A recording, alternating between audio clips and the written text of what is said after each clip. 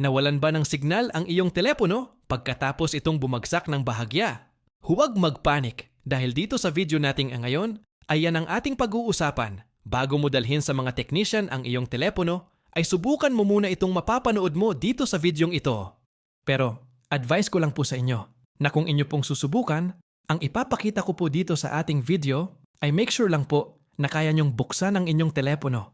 Dahil kung alanganin po kayo, ay mas makakabuti po na ipagawa nyo na lang po sa inyong mga suking technician.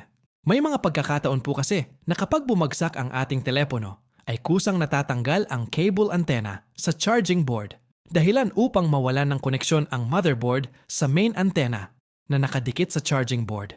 Kaya ang resulta ay mahina ang signal o di kaya'y wala pong signal ang ating telepono.